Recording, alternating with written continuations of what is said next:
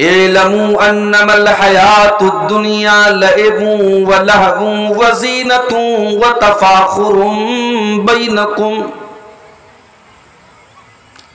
मेरे बंदो तुम जान लो, तुम समझ लो, इलमू तुम जान लो, अन्नमल हयातुद दुनिया के ये दुनिया की जिंदगी लइबुन ये तो खेल है, व लहवुन तमाशा है, व ज़ीनतुन अट्रैक्शन और जीनत है, व तफाखुरुम बैनकुम और एक दूसरे के ऊपर फख्र जताना है। अब जरा इंसान के ऊपर गौर करो। बच्चा पैदा हुआ, 6 महीने का है तो आपने उसके हाथ में 6 महीने के लायक खिलौना लाके दे दिया। 1 साल का हो गया तो 1 साल के लायक आपने खिलौना लाके दे दिया। 2 साल का हुआ, 3 साल का हुआ, 4 साल का हुआ, बच्चे का सिर्फ एक ही काम है, वो खेलता है, या तो खेलता है या खा करके दूध पी करके सो जाता है। बच्चे को कोई टेंशन नहीं है, उसे न खाने की टेंशन है, उसे न कमाने की टेंशन है, न किसी को हिसाब देना है, उसकी जिंदगी का बस एक ही मकसद है, वो खेलता है। अल्लाह ने फरमाया इलमू अन्नमल हयातुद दुनिया लइबुन, मेरे बंदो तुम्हारी दुनिया की जिंदगी तो खेल से शुरू होती है। बच्चा थोड़ा और बड़ा हुआ, 10 साल का हो गया, अभी भी वो खेल रहा है, मगर अब खेल की नौइयत बदल गई, अब खेल का तरीका बदल गया।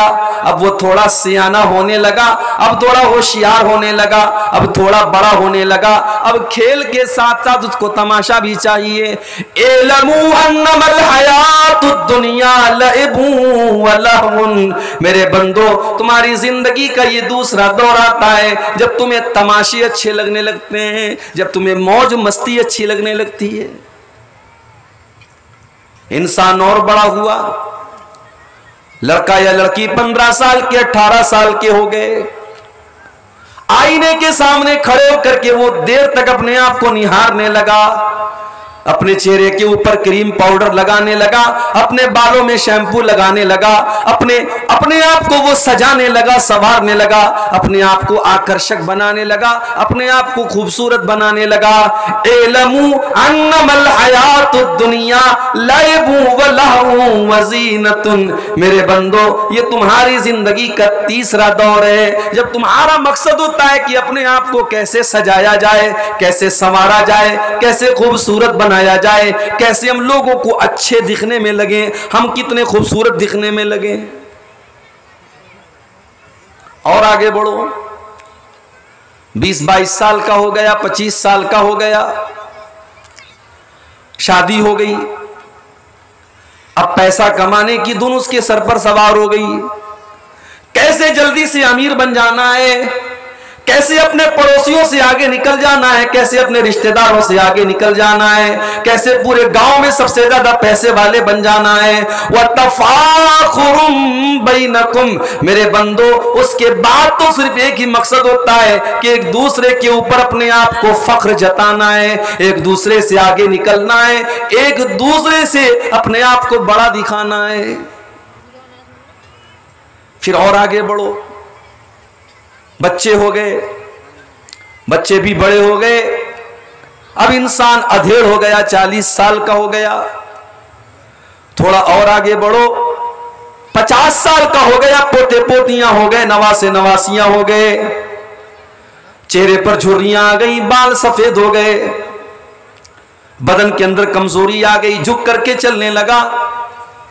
अब तो पैसा कमाने के लायक भी नहीं रह गया, अब तो बस एक ही तमन्ना है, मेरे इतने पोते हो गए, मेरे इतने नवासे हो गए, मेरा परिवार कितना बड़ा हो जाए और मेरे बच्चे खूब कमा करके ढेर सारी प्रॉपर्टी लेके चले आए। व तकासुरुन फिल अमवाली वल औलाद, उसके बाद माल और औलाद किस तरीके से ज्यादा हो जाए और माल और औलाद में किस तरीके से दूसरों से आगे निकल जाए, ये धुन इंसान के ऊपर सवार हो जाती है। गौर कर रहे हैं आप, अल्लाह ताला ने चंद अल्फाज में इंसान के जीवन चक्र को बयान कर दिया, इंसान की जिंदगी के पूरे सफर को बयान कर दिया। तुम्हारी जिंदगी खेल है, तमाशा है, ज़ेबो ज़ीनत है, माल कमाने की हवस है, एक दूसरे पर फख्र जताने की हवस है। लेकिन है मेरे बंदो, जरा इस बात पर गौर करो, जब तुम छोटे होते हो तुम्हें खेल तमाशा पसंद होता है, जब तुम बड़े होते हो तो तुम्हें एहसास होता है कि बचपन में हम कितने नादान थे, हमारा तो बस एक ही मकसद था, हम खेला कूदा करते थे, हम तमाशा देखा करते थे। फिर जब कुछ और बड़े हो जाते हो तुम्हें एहसास होता है कि हमारी जिंदगी का कोई मकसद नहीं था, हम तो बस खुशबू लगा करके, अच्छा कपड़ा पहन करके घूमा करते थे, हम तो अपने आप को हैंडसम और स्मार्ट बना करके चला करते थे। जैसे जैसे तुम जिंदगी के सफर में आगे बढ़ते चले जाते हो तुम्हें एहसास होता है कि पिछले दौर में तुम कितने नादान थे, कितने बेवकूफ थे। अल्लाह फरमाता है मेरे बंदो, जिस तरीके से जिंदगी के हर दौर में पीछे वाला दौर तुमको बेवकूफी वाला नजर आता है, इसी तरीके से जब तुम अल्लाह के पास जाओगे, जब तुम मरने के बाद अल्लाह को मुंह दिखाओगे, तुम्हें एहसास होगा कि तुम दुनिया में कितने बेवकूफ थे, तुम कितने नादान थे, तुमने आखिरत को दुनिया के ऊपर तरजीह दे करके रखा था। अब अल्लाह ताला मिसाल दे रहा है दुनिया की, और ये मिसाल आपको बहुत अच्छे तरीके से समझ में आएगी, क्योंकि मैं तो गांव में नहीं रहता हूं, मैं तो शहर में रहता हूं, मैं खेती नहीं करता हूं, आप खेती करते हैं, आप ज्यादा बेहतर तरीके से समझेंगे।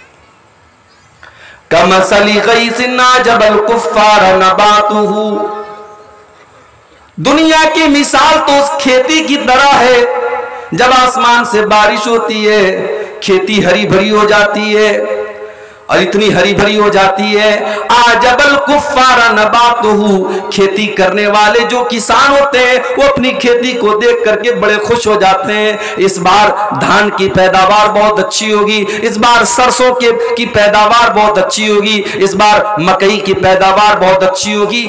बारिश के बाद जब वो अपनी पैदावार को लहलाता हुआ देखते हैं, आजबल कुफ्फारा नबातुहु, तो खेती करने वाले खुश हो जाते हैं। सुम्मा यही जो फिर एक ऐसा भी वक्त आता है जब वो खेती पक जाती है, जब वो खेती तैयार हो जाती है। सुम्मा यही जो फतराहु मुस्फर्रा, कल तक जो खेती हरी भरी थी आज वो जर्द रंग की नजर आने लगती है, वो पीली पीली हो जाती है, वो इस बात की पहचान होती है कि अब ये खेती पक चुकी है। सुम्मा यकूनु हुतामा, फिर एक ऐसा भी दिन आता है जब खेती को काट दिया जाता है, पूरी फसल को काट दिया जाता है। कल जहां हरी भरी फसल लहलहा रही थी, आज जब फसल को काट दिया जाता है तो चटियल मैदान हो जाता है। सुम्मा यकूनु हुतामा, फिर वो फसल काट दी जाती है और चटियल मैदान बन जाता है। मेरे बंदो, तुम्हारी जवानी भी उसी हरे भरे फसल की तरह है। तुम जवानी में ये समझते हो कि तुम हमेशा हरे भरे रहोगे, लेकिन नहीं, जिस तरीके से फसल एक दिन पक जाती है तुम्हारे ऊपर भी बुढ़ापा आएगा, तुम्हारे भी बाल पक जाएंगे, तुम्हारे बदन में झुर्रियां आ जाएंगी। सुम्मा यकूनु हुतामा, और जिस तरीके से फसल को काट दिया जाता है एक दिन मौत का फरिश्ता तुम्हारे पास आएगा और वो भी तुम्हें काट करके अल्लाह के पास लेके चला जाएगा। अल्लाह ने कितनी प्यारी मिसाल बयान की, खेती से मिसाल दी अल्लाह ने दुनिया की। उसके बाद फरमाया वफिल आखिरति अज़ाबुन शदीदुन व मग़फ़िरतुम मिनल्लाहि व रिज़वान। मेरे बंदो ये तो दुनिया की जिंदगी है, और आखिरत की जो जिंदगी है वहां भी दो हालत होगी, या तो अल्लाह का अजाब होगा या अल्लाह की मग़फ़िरत होगी, या तो वहां पर जहन्नम होगी या तो वहां पर जन्नत होगी।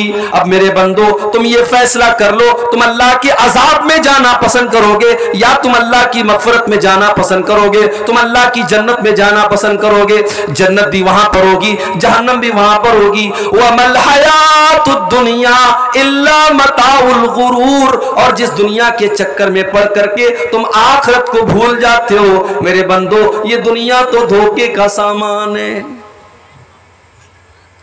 दुनिया धोखे का सामान है। अल्लाह ने ऐसा क्यों कहा? दुनिया धोखे का सामान है। दुनिया की हर चीज धोखा है। हमें लगता है बहुत खूबसूरत हैं, बड़ी बड़ी हीरोइनें जो अपने जिस्म को नंगा कर रही हैं, उन्हें यह लगता है कि उनकी खूबसूरती हमेशा रहेगी, मगर 10 साल के बाद कोई दूसरी हीरोइन आ जाती है और उनकी खूबसूरती खत्म हो जाती है। इंसान को ये लगता है कि उसके पास पैसा है, ये पैसा हमेशा उसके काम आने वाला है। एक दिन ऐसा आता है, मौत का फरिश्ता आता है, इंसान सारा माल दुनिया में छोड़ करके चला जाता है, सब ठाट पड़ा रह जाएगा जब लाद चलेगा बंजारा। जब मौत का फरिश्ता आता है और आपके दिल की धड़कन रुक जाती है और आपकी सांसों की डोर थम जाती है, मेरे प्यारे साथियों, ये सारा का सारा माल तो दूसरों का हो जाता है, ये सारी की सारी प्रॉपर्टी तो दूसरों की हो जाती है। हम तो 2 गज जमीन के अंदर हम खाली हाथ दुनिया में आए थे और खाली हाथ जाते हैं।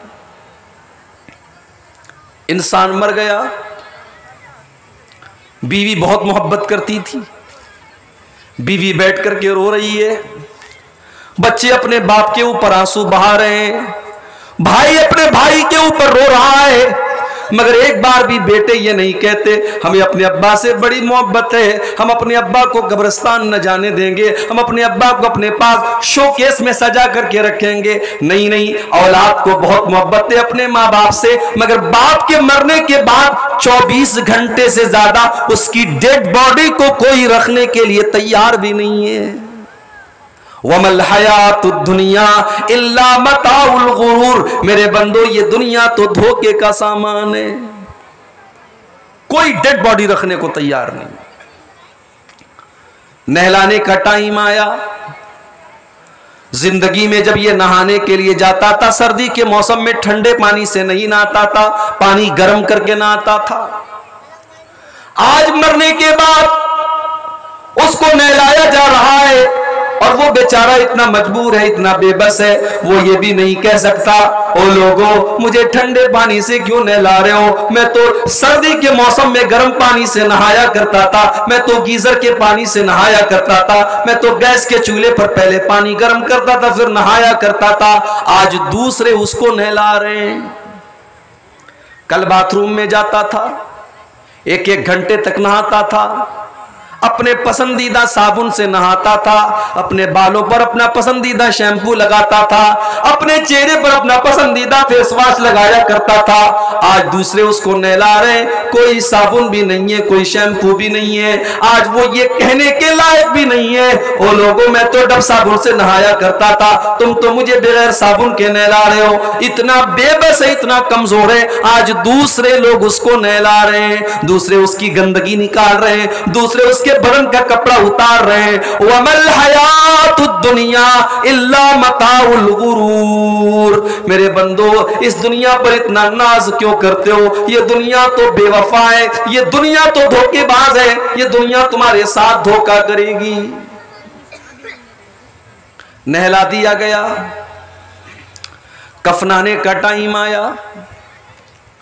दुनिया में जब कपड़ा लेने जाता था तो बड़े अच्छे ब्रांड का कपड़ा लेता था, दुकान पे जाकर के कहता था मुझे रेमंड का कपड़ा चाहिए, मुझे विमल का कपड़ा चाहिए, मुझे फला कंपनी का कपड़ा चाहिए। आज इंतकाल हो चुका है और आज इतना बेबस और कमजोर हो चुका है, आज वो ये भी नहीं कह सकता है कि मेरे कफन का कपड़ा रेमंड का होना चाहिए। आज उसको जिस कपड़े में भी कफनाया जाए वो कुछ चूं और चरा नहीं कर सकता है। आज गरीब को जिस कफन से कफनाया जाता है, करोड़पति को भी उसी सूती चादर में, उसी कॉटन की चादर में उसे कफनाया जाता है। कफना दिया गया, जनाजा तैयार है, घर वाले जनाजा लेकर के निकले घर से, जनाजे की नमाज जहां पर होने वाली है वहां पर लेकर के पहुंचे। इमाम साहब ने जनाजे की नमाज पढ़ानी शुरू की।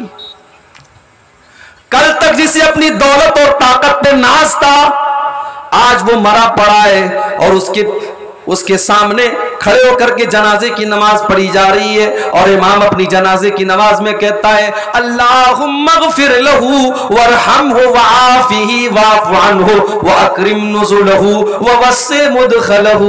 ऐ अल्लाह अपने इस बंदे को तू माफ फरमा दे, ऐ अल्लाह तो इसकी मग़फ़िरत फरमा दे, ऐ अल्लाह तो इसके ऊपर रहम फरमा, ऐ अल्लाह तो इसको अच्छा ठिकाना अता फरमा, ऐ अल्लाह तो इसकी कब्र को कुशादा कर दे। आज दूसरों की दुआओं का मोहताज बना बनाए। ये अलग बात है कि बहुत सारे लोग इतने बदनसीब होते हैं कि उनकी औलाद इस लायक भी नहीं होती कि खड़ी होकर के जनाजे की नमाज की दुआएं पढ़ सके। अरे ऐसी औलाद से इंसान बे औलाद मरे तो बेहतर है। आपने अपनी औलाद को स्कूलों में पढ़ाया, कॉलेजों में पढ़ाया, हाई एजुकेटेड बनाया, इंजीनियर बना लिया, डॉक्टर बना लिया, टीचर बना लिया, सब कुछ आपने बना लिया, मगर औलाद को अगर इस लायक नहीं बना सके कि कल जनाजे की नमाज आपकी पढ़ी जाए तो आपका बेटा, आपका बच्चा खड़ा होकर के आपकी मग़फ़िरत की दुआ कर सके, तो मेरे भाइयों इससे बड़े बदनसीब कौन होंगे। इससे तो बेहतर था कि आप बे औलाद होते। आज कितने लोग हैं उनके बच्चों को जनाजे की नमाज नहीं आती। मैं आपको शर्मिंदा नहीं करूंगा अगर मैं अभी यहां पर पूछूं आपसे कि जरा हाथ उठाइए किसको किसको जनाजे की नमाज का तरीका आता है, तो शायद बहुत सारे लोग हाथ नहीं उठा पाएंगे। आज एक बड़ी तादाद ऐसी है जलसों में बराबर जा रही है, तकरीरें बराबर सुन रही है, मगर जनाजे की नमाज का तरीका भी उसे नहीं आता। जनाजा पढ़ा दिया गया, अब कब्रिस्तान में लेके जाया जा रहा है। 4 लोगों के कंधे पर जनाजे की चारपाई जा रही है। अल्लाह अल्लाह, कल तक जो अपने गांव में अपनी 4 व्हीलर से घूमा करता था, अपनी स्कॉर्पियो से घूमा करता था, अपनी कार से टहला करता था, जिसकी लाल बत्ती वाली गाड़ी जब कानकी से और किशनगंज से गुजरती थी तो लोग उसको देख करके हैरत किया करते थे, आज वो भी 4 लोगों के कंधे पर कब्रिस्तान जा रहा है। आज वो भी दूसरों के कंधे पे सवार होकर कब्रिस्तान जा रहा है। वमल हयातुद दुनिया इल्ला मताउल गुरूर, मेरे बंदो ये दुनिया की जिंदगी तो धोखे का सामान है। कब्रिस्तान पहुंचा, कब्र में उतारा गया, सब लोगों ने मिट्टी डाली, औलाद ने भी मिट्टी डाली, भाई ने भी मिट्टी डाली, घर वालों ने भी मिट्टी डाली, रिश्तेदारों ने भी मिट्टी डाली, और मिट्टी डाल करके हाथ झाड़ करके चले गए। गोया ये पैगाम दे करके चले गए कि जनाब आपके हम बड़े चाहने वाले थे, हमने जनाजा भी आपका पढ़ लिया, हमने कब्र में मिट्टी भी दे दी, हमने आपको कब्र में उतार भी दिया। अब इस कब्र के अंदर जब मुनकर नकीर आपके पास आएंगे और आपसे सवालों जवाब करेंगे, वहां पर हम आपके काम नहीं आएंगे। बेटा भी मिट्टी दे करके हाथ झाड़ के जा रहा है, अपने अब्बा को ये पैगाम दे के जा रहा है, अब्बा आपने मेरे लिए हराम धंधे भी किए थे, आपने मेरे फ्यूचर को बनाने के लिए सूद और ब्याज का कारोबार भी किया था, मगर अब्बा आज कब्र में जब आपको सूद और ब्याज का अज़ाब दिया जाएगा, आपका बेटा आपके कोई काम नहीं आ पाएगा। वमल हयातुद दुनिया इल्ला मताउल गुरूर, मेरे बंदो ये दुनिया तो धोखे का सामान है। क्या